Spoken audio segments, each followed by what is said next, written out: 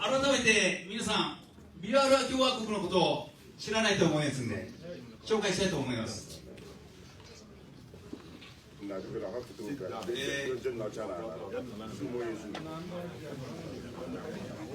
私は日本人です。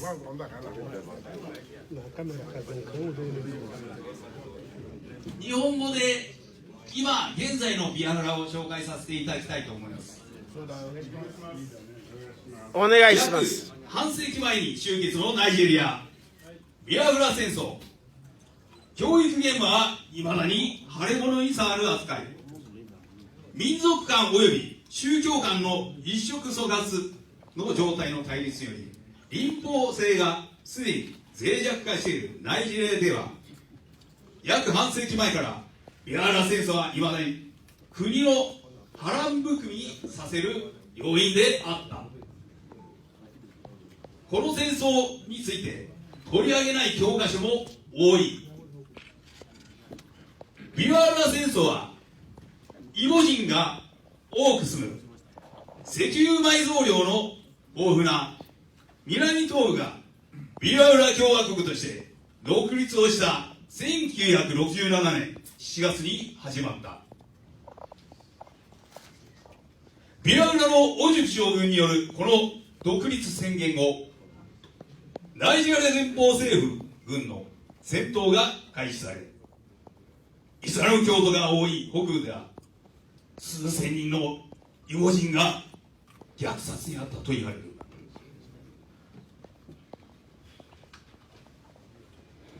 戦争は1970年1月にビアフラ側が無条件降伏して終結した。100万人以上が飢えなどで亡くなったとされ、当時痩せ細った子供たちの写真が世界中の写真に掲載された。しかし現在、この戦争について一切触れない教科書も多い。ある教科書は20世紀のナイジェリア史があたかも英国からの独立を勝ち取った1960年で終わったかのように書いている。内戦があり30ヶ月続いたの一行で終わるものもある。ビアフラ戦争の説明には数ページしか割かず、代わりに平均的な活動には難解な前軍事政権の制裁政策に同定時の程度を費やす教科書もある。高校生でもビアフラ戦争について学ぶのは最終学年になってから2回程度の授業で学ぶだけだ。あれは兄弟同士、イボ人の、そしてその他のナイジェリア人の残忍な戦争だった。だからこそ政府はあの苦い戦いの経験を隠そうと意識的に努力してきた。この話題に深く立ち入ることで若者を失望させ、国の結束の根幹に疑問を抱かせてしまうことを政府は恐れているとある歴史教師は語る。ラオス大学ユニバーサルシティ・オブ・ラードスのデビッド・アロア講師、歴史国際関係、教育現場では国家を分裂させる要素よりも団結させる要素に力点が置かれる傾向があると指摘。高等教育ではビアフラ戦争について生徒たちにもっと議論させる機会を与えるべきだと話した。学校のカリキュラムにほとんど取り上げられない一方で、ビアフラ戦争はしばしばフィクション、ノンフィクション小説の題材となってきた。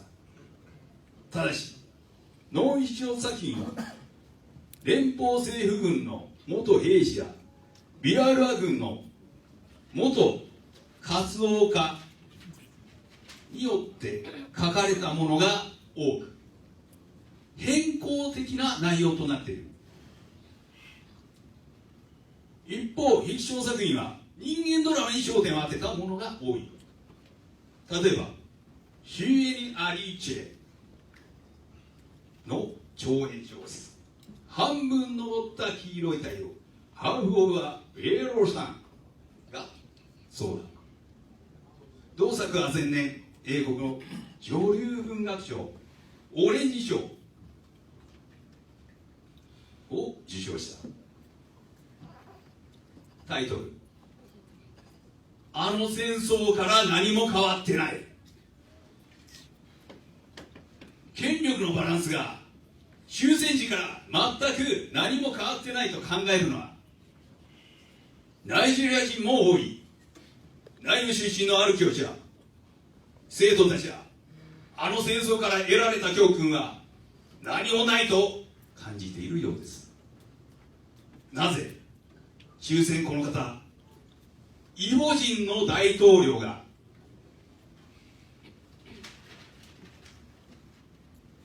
誕生していないのか、そんな疑問を生徒たちは抱えています。ラグスの高校の歴史教師は、オジュ将軍に宣戦布告を決意させた要因は今なおこの国に根強く残っています。終焉化、民族浄化、身内利益、エコひいき、不正怠慢と語る。いずれにせよ、ビアウラ戦争について最も語りたがっているのはイボの人たちだ。ラゴスに学校に通う16歳のイボ人の生徒は次のように話した。戦争当時、私はまだ生まれていませんでしたが、国が私たちにした仕打ちを考えるだけで胸が痛みます。ナイジェリアの国籍を放棄したいとさえ思います。これが今現在最近のビアフラの状況を日本に伝えられている情報の一つです。以上です。ありがとうございます。あ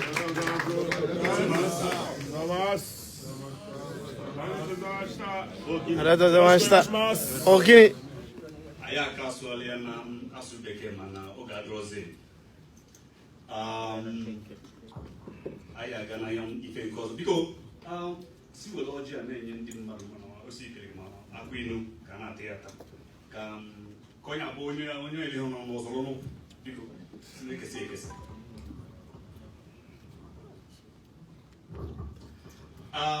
Please, we are going to the next item, which is we're going to listen to the Supreme Leader of Biafra, worldwide, Ohamadike.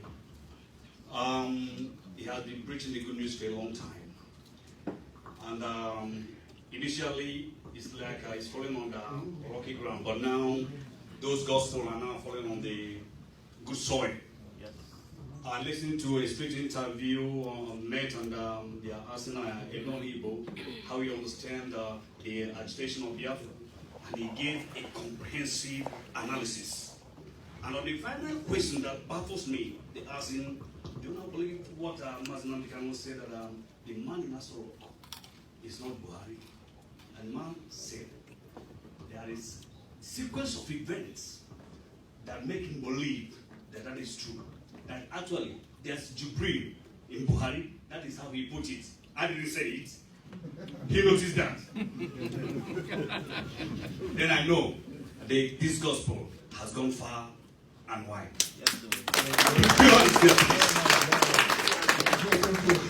Please, at this juncture, I think while you are busy with the cola nut, we would like to hear another good news today.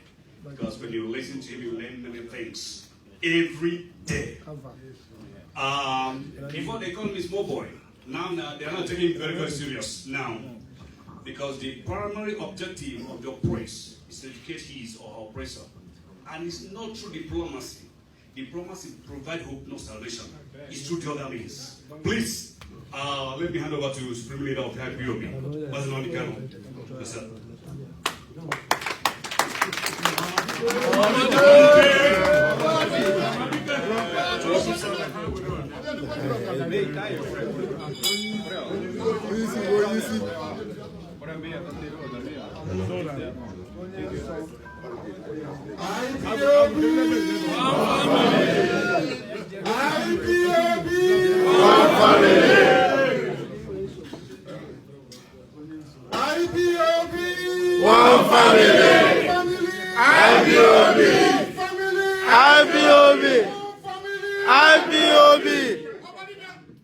Ohamadike. Japanese. I don't understand Japanese. It's a very beautiful language, but I understand freedom when I hear it. The speech that our Japanese brother made had freedom written all over it. Yes. And a round of applause for him. Yes. It is a good thing that I am in Japan today, because this is a land that has so much in common with Biafra. Yes. For the benefit of the Japanese who are here, I need somebody who knows how to speak Japanese very well and who can translate for me, because what I have to say is very, very important. When you ask Japanese, that's forever. Very well. I want somebody who can interpret and speak Japanese very well. I have something to say very important.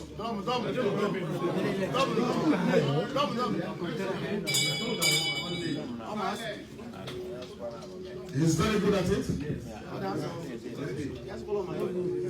Come this way, please. Come closer.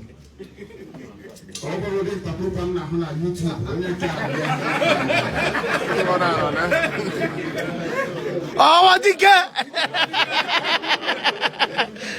I want you to tell the Japanese who are here that the reason why Biafra is suffering today is because they said that Biafra is another Japan.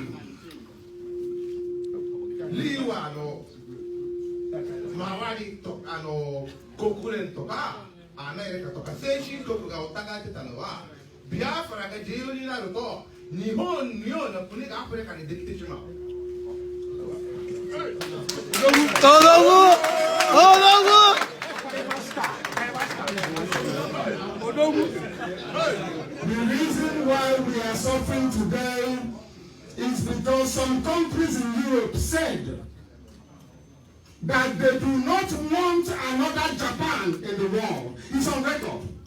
The Ugandan government.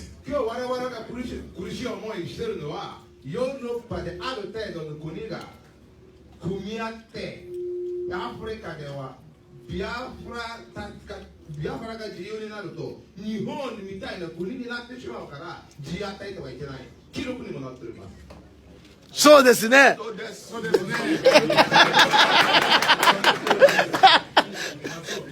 Therefore, everything you see in Japan today, their industry, their resoluteness, their pride, their belief in the unique Japanese identity are all the characteristics and embodiment of Biafra.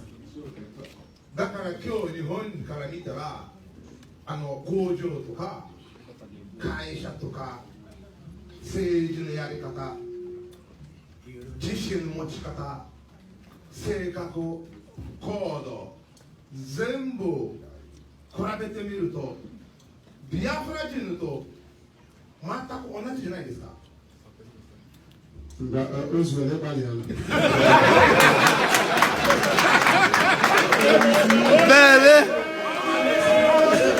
Ohamadike.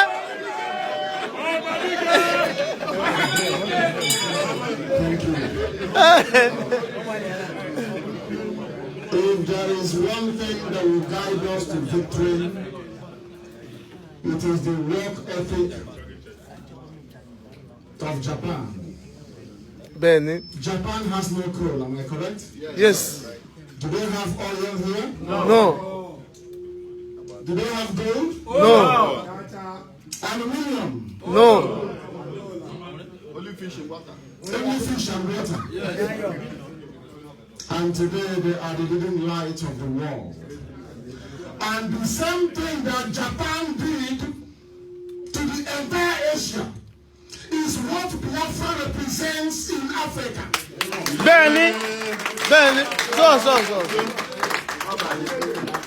Oh, yeah. I stand here today to say this, that without the industrial preeminence of Japan, Asia would have remained poor to this very day. Yes. That's so. The same example that Japan provided for the likes of South Korea, for Taiwan and even China, is the same example that Biafra shall provide in Africa.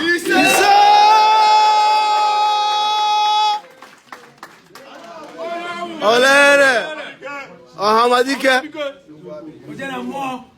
I came to the airport and I was very upset.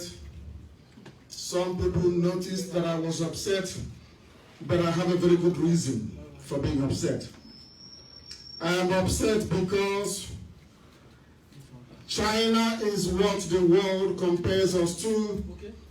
But if you go to our land, instead of us to have the skyscraper, the underground train, the surface rail, employment opportunities for all, inventiveness and creativity, we are battling for where a cattle will sleep at night.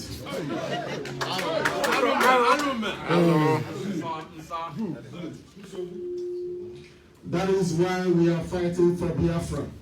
For those who do not know, this is a very proud country. Very, very proud. And I admire them for it. If you have not learned anything in your years and your months of stay in Japan, learn one thing: self-reliance and pride. Yes.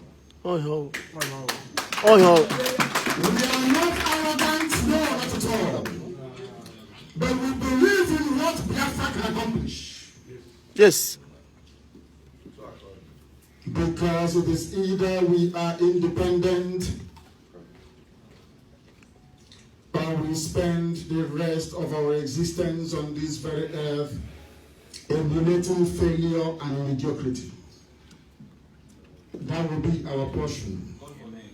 I remember when I told you that they will steal your money, that the money in your bank is not safe. Yes. You said it. 2015. They said I was smart. You said it. Today, are they not stealing your money today? Yes. Every day. The prophet of Biafra. I had to come to Japan in the open to address you. Something that Jubilee could never have done, cannot do, not here in Japan and not in America. Because anywhere we find him, anywhere we locate Jubilee, outside that very zoo, he will regret the day he was born.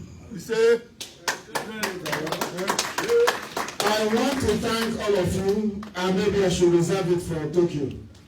Maybe I talk about girls to Jubilee. Did you go to see to meet Jubilee to arrest him? Yes, I was there. Some of you are not sure. We were there.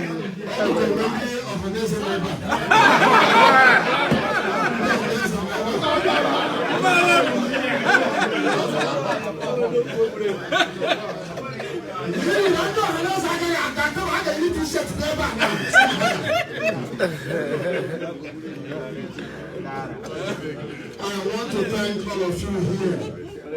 Those of you that went in search of Jubril. It sent a very clear message that we are very, very serious.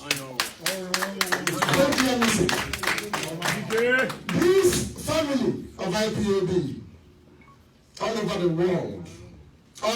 world, we have made it a duty not only to get Biafra in our lifetime, but to make sure that the zoo collapses completely.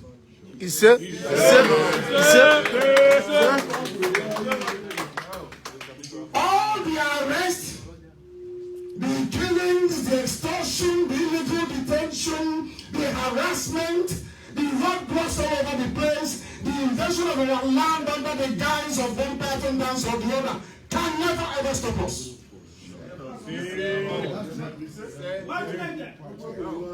Because nothing has ever stopped Japan from moving forward. Yes. If in any other part of the world, what Japan endured towards the end of the Second World War were to happen to those people, in perpetuity they will remain in darkness and in poverty. You must emulate Japan. You must copy what Japan does. Don't allow anybody to feel that they are superior to you. I have something to tell you about this very wonderful country and very beautiful people, the Japanese. There is a bank called Nomura Bank in London. In Nomura Bank, they pay Japanese workers more than they pay British workers. While we are busy running around begging for food, asking for cleaning job, a Japanese company value Japanese people more than white people. That is pride.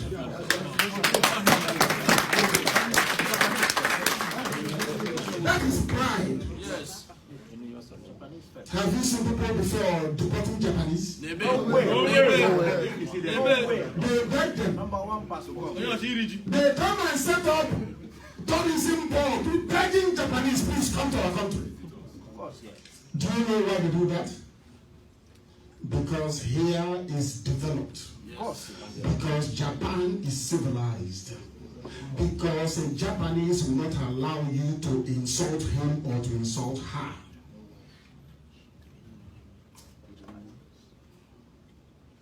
Compare that to the lives of our people who are drowning in the Mediterranean. Those that walk all to the Sahara Desert to try and get to Europe.